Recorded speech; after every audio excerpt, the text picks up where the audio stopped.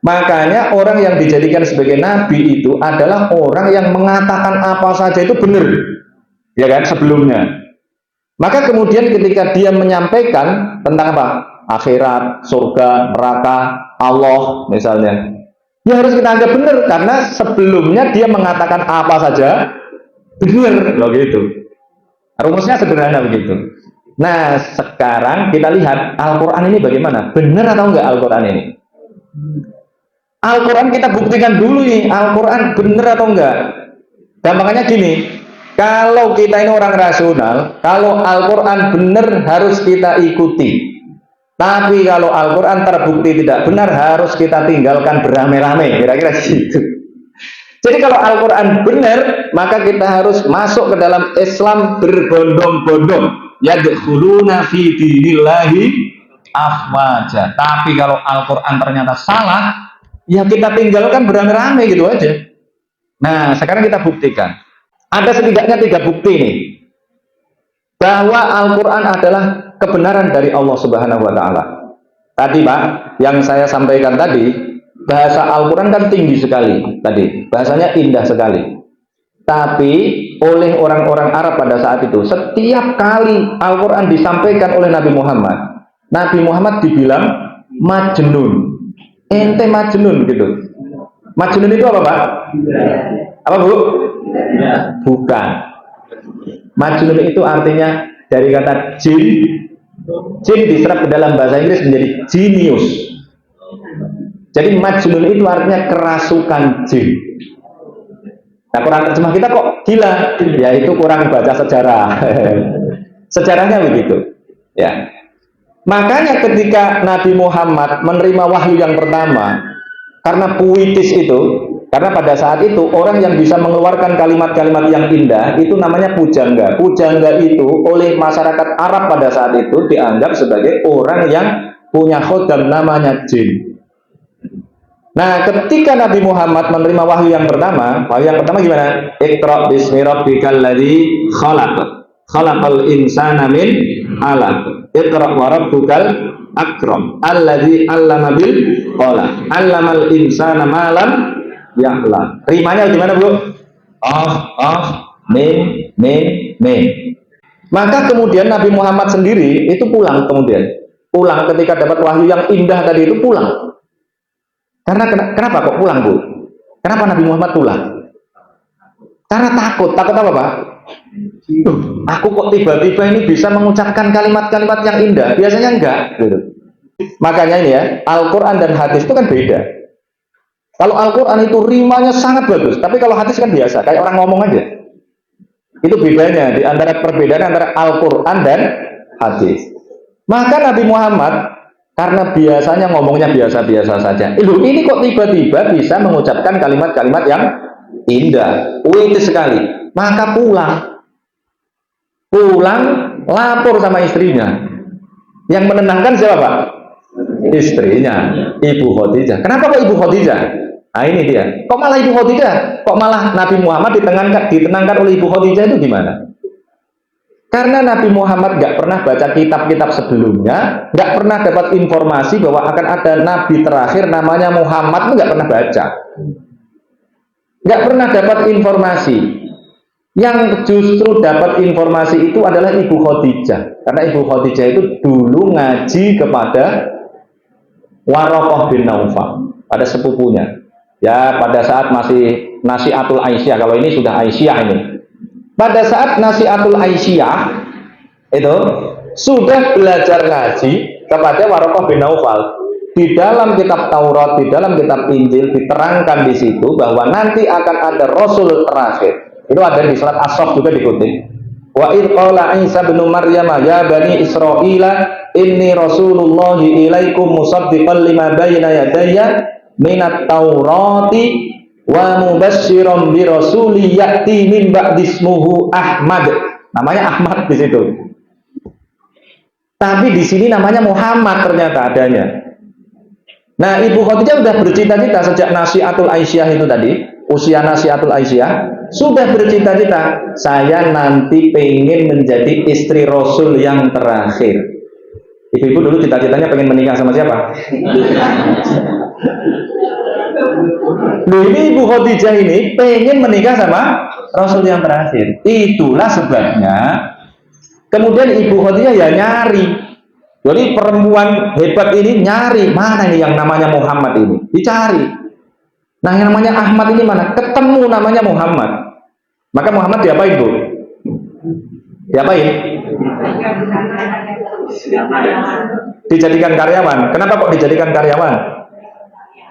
Bukan karyawan itu, Bu. Dijadikan sebagai direktur utama. Kalau karyawan nanti terlalu rendah itu, ya. Dijadikan sebagai CEO, ya. Diuji pakai duit. Ibu-ibu kalau pengen cari mantu yang top, wah ini kayaknya cocok jadi mantuku, misalnya gitu. Nah, kayak ibu saya dulu lah, gitu. Ibu saya kan dosen saya, ya. Itu saya kemudian dipanggil ke rumah, suruh ngetik-ngetik di rumah. Ternyata kata bapak saya mertua ini, setelah ketemu saya pertama kali, bapak saya malamnya berdoa. Ini sudah jadi modal cerita. Aku janjiin dia ini ketemu kowe pertama kali, aku langsung dongo. Muga-muga kowe dadi mantuku. Gitu. Loh, karena begitu, Pak. Lah anakku ora ono sing iso ngaji. Engko aku nek mati piye? Sing ndongake sapa katanya. Gitu. Loh, betul ini, Pak. Kalau ini serius ini. Ya, betul ini serius. Oh iya. Ini saya sudah jadi mantunya baru diceritain. Makanya waktu saya mau menikah itu, justru ibu mertua saya yang lulus dokternya harus selesai dulu. Saya sudah ujian tertutup pada saat itu, sudah tinggal ujian terbuka. Bapak bilang, loh kamu kok mau nunggu nasi, itu pengen nunggu aku mati sih, kok piye? Dia bilang gitu. Justru malah yang mendukung malah. Biasanya dokter pengen mantunya dokter, lah ini enggak ini, mantunya ilmu politik ya kan. Kenapa? Karena bapak tahu saya hafal Al-Quran. Ini pamer sedikit ya. Jadi pengen tadi itu, pengen sederhana bapak saya itu, pengen ada yang mendoakan doa begitu. Nah, jadi cita-cita. Nah, Ibu Khadijah tadi itu punya cita-cita menjadi istri Rasul terakhir. Kemudian dites. Kayak tadi itu, ibu saya udah ngetes saya, udah lulus gitu. Nah, dites. Caranya gimana? Dikasih duit, Pak. Kan gampang ngetes orang itu ya. Saya dulu S3 itu, dulu utang duit mertua saya kan dosen saya. Mau S3 lulus S1 dari ini temennya Pak Urip ini. Saya kuliah S2 di Jakarta, kan uang saya, wah ini jangan-jangan uang saya kurang nih. Saya utang dulu sama mertua saya, calon mertua, dosen saya, senior saya. Bu, saya utang 4,5 juta waktu itu. Nanti saya kembalikan dalam waktu 3 bulan. Wah, di sana saya ngetik terus tiap hari ini. Pak Ferry ini tahu ini. Saya di sana ngetik, nulis di koran, nulis Suara Merdeka, wawasan. Pokoknya saya harus punya duit untuk bayar utang per bulan 1,5 juta. Alhamdulillah, tulisan saya banyak pada saat itu. Akhirnya bisa bayar utang. Wah, kalau nggak bisa bayar utang itu, pasti ditolak saya. Pasti ditolak. Wah, ngapain punya mantu nggak komitmen, ya kan? Nah, tadi itu, ibu saya akhirnya nggak punya alasan nolak. Nah, ini dicek oleh Ibu Khadijah. Caranya gimana? Kasih duit, suruh dagang ke luar negeri. Pulang, untungnya banyak. Untungnya banyak. Kemudian, LPG kan itu kan? LPG untungnya banyak. Maka terkagum-kagum, wah ini memang calon nabi beneran gitu. Kemudian dipanggil pembantunya, kan pergi itu dikasih pembantu, kasih asisten. Asistennya namanya siapa? Maisarah. Maisarah laki-laki atau perempuan, Bu? Laki-laki loh ya. Karena Maisarah perempuan itu hanya di Banyumanik. Nah, ada jangan-jangan yang namanya Maisarah. Kalau di sana yang namanya Maisarah itu laki-laki semua, nggak ada yang perempuan. Maisarah dipanggil, gimana ini? Kok untungnya banyak banget? Oh iya nih, Muhammad ini orang yang luar biasa. Dia jujur, disukai banyak orang. Dan yang satu lagi yang membuat saya terkagum-kagum adalah perjalanan kami selalu dinaungi awan. Wah, itu udah. Oh, ini beneran calon nabi. Makanya yang pengen menikah duluan siapa, Bu? Khadijah pengen menikahi Muhammad atau Muhammad pengen menikahi Khadijah? Khadijah. Berarti boleh. Perempuan nembak duluan itu boleh. Kalau ada yang prospektif, masa depan bagus, Jangan lupa ibu-ibu nembak duluan. Tapi caranya gimana? Caranya jangan ditembak sendiri oleh anaknya. Caranya bikin tim sukses. Ya, jadi yang nembakkan itu namanya Ibu Nafisah. Temennya, dia, wah aku pengen menikah sama Muhammad, kira-kira begitu. Tapi kan gimana, ini kan malu gitu. Maka kemudian ya sudah, serahkan padaku, urusan beres, ya, gitu. Maka kemudian yang lobby itu Ibu Nafisah. Dan kemudian diatur sedemikian rupa yang lamar tetap keluarga Abu Thalib. Kemudian dilamar, maharnya berapa, Pak? 20 ekor unta. Kalau unta itu sekarang itu kira-kira ya mobil Avanza. Ya kalau mau mahal sedikit kayak mobil saya, Expander gitu. Ya Avanza lah, Avanza 200 juta. Berarti kalau 200 juta kali 20 nilainya sama dengan 4 miliar. Ibu-ibu siapa yang dapat mahar 4 miliar? Kayaknya enggak ada. Seperangkat alat sholat semua. Ya alhamdulillah, ya kan? Lo gitu, ya tadi itu. Jadi Nabi Muhammad tadi itu kemudian menikah dengan orang yang kaya raya, Bu, bukan kaya raya. Karena 2/3 kekayaan Mekah itu milik Ibu Khadijah. Nah, kemudian setelah menikah mengatakan, suamiku, kamu tahu kan saya orang kaya. Orang kaya namanya orang kaya. Kamu boleh menggunakan apa saja harta kekayaan saya ini untuk apapun yang kamu inginkan. Ada ibu yang begini untuk suaminya yang Muhammadiyah? Ada? Nggak ada kan? Oh, kayak saya ini ya, saya didukung oleh mertua saya. Sekarang alhamdulillah disumbang 5 miliar mungkin saya sama mertua saya. Disumbang oleh istri saya, gitu. Karena dulu sudah deal. Nanti kalau kita menikah, salah satu di antara kita ini harus ada yang mengurusi umat. Saya bilang gitu. Jadi siapa yang mengurus umat nih? Kamu atau aku? Ya udah kamu aja. Nah, gitu. Ya ini konsekuensinya. Misalnya saya datang ke sini. Kalau di Muhammadiyah itu masih ada biasanya dikasih amplop itu. Ya. Nah biasanya itu saya terima dulu, saya kembalikan, saya minta didoakan untuk dapat duit 2 triliun. Gitu. Kenapa kok begitu? Nah, kok sombong? Enggak, saya pengen punya duit 2 triliun. Kenapa? Perjuangannya masih panjang ini. Kalau uang amplopnya tadi itu kayaknya nggak bisa bikin saya kaya, ya Bu. Tapi kalau nggak saya terima, nggak bikin saya miskin, nggak gitu.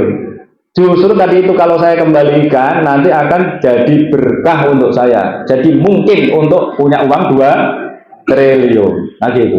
Nah tadi itu perjuangan itu butuh duit banyak loh. Maka tadi ini Muhammadiyah ini harus punya duit banyak. Jangan sampai menganggap duit nggak penting. Duit itu penting. Ya. Nah tadi itu Ibu Khadijah itu yang membiayai Nabi Muhammad sampai uangnya habis. Ya kan Bu? Tadi yang kaya raya, kemudian Ibu Khadijah meninggal dalam keadaan bajunya tambalan berapa Bu? 83 tambalan. Ibu di sini ada yang bajunya tambalan? Gak ada kan? Oh, itu Ibu Khadijah. Ya. Maka kemudian tadi itu dikasih tahu Ibu Khadijah yang memberikan informasi pada Nabi Muhammad, jangan susah. Ini Allah tidak akan menghinakanmu. Justru dia udah tahu bahwa ini adalah ciri-ciri kenabian itu datang.